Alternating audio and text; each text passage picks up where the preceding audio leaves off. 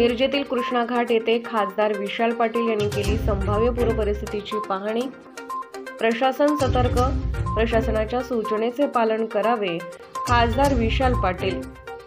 मिरजेतील कृष्णा घाट येथे कृष्णा नदीची पाणी पातळी व संभाव्य पूरपरिस्थितीची पाहणी खासदार विशाल पाटील यांनी केली।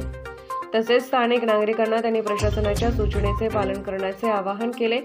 केंद्र सरकारच्या माध्यमातून वरिष्ठ नेत्यांच्या माध्यमातून सध्याच्या पूरपरिस्थितीवर प्रशासन लक्ष ठेवून असून ज्या त्या वेळेला पुढील सूचना प्रशासनाकडून कळवण्यात येतील त्या सूचनांचे पालन नागरिकांनी करावे। तसेच 2005-2019च्या महापुरानंतर पुन्हा 2024ला संभाव्य पूरपरिस्थिती निर्माण झाली असून याबाबत दिल्लीच्या माध्यमातून तोडगा काढण्यात येईल असे आश्वासन दिले।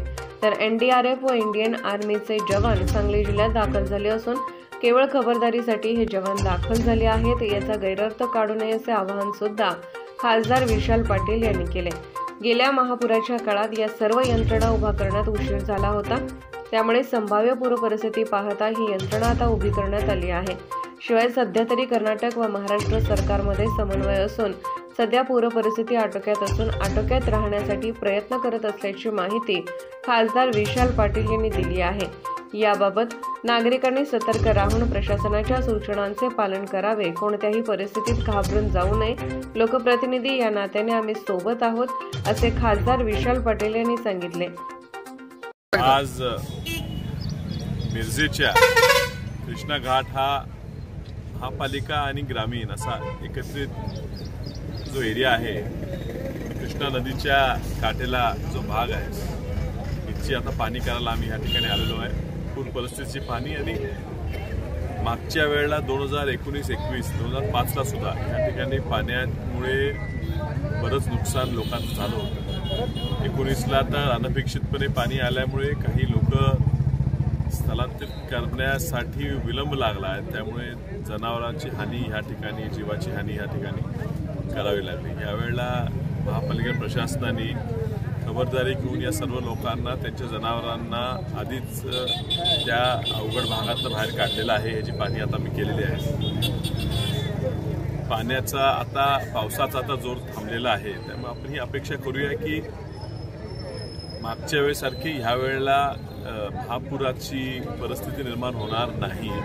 मात्र आपण सतर्क राहिलं पाहिजे। दिल्लीच्या माध्यमातून एनडीआरएफ असेल, लष्कर असेल ही आधीच तैनात केलेली आहे। याचा कोणी गैरअर्थ काढून घेऊ नये।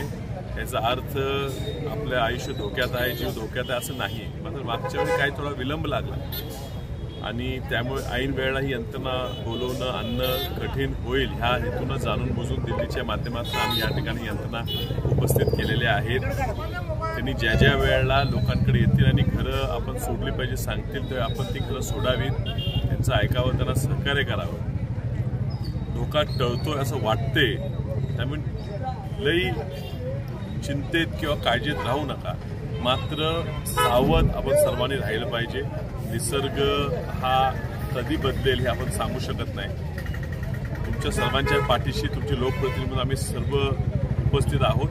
सगळ्यांनी काळजी घ्यावी, सावध राहावं एवढी मी तुम्हाला विनंती। हे बा दोन्ही राज्यांचा हा विषय घन आहे आणि हा काय आता राजकारण, राज्यांतर्गत किंवा पक्षांतर्गत राजकारणावर आपण ह्यावेळी बोलून काही उपयोग होणार नाही। मात्र एक आहे की अलमट्टीच्या प्रश्नी कर्नाटक राज्याशी आणि कोयनाच्या प्रश्नी महाराष्ट्र राज्याशी सातत्यानं आम्ही संपर्कात आहे। दिल्लीतल्या लोकांनाही संपर्क ठेवायला लावलेला आहे आणि म्हणून ही परिस्थिती आता आटोक्याच्या खाली ठेवलेली आहे, त्यांना प्रत्येकाला आम्ही सातत्याने विनंती करत असतो की लाईव्ह मॉनिटरिंग करावी। त्या पद्धतीने आता तर सुरू आहे। पुढचा काय उपाययोजना करायची, त्याला किती मुद्दे उपलब्ध करून द्यायचा ह्यासाठी लोकसभेत आम्ही प्रश्न मांडला, तुम्ही पाहतच आहे, पुढे मांडणार आहेच।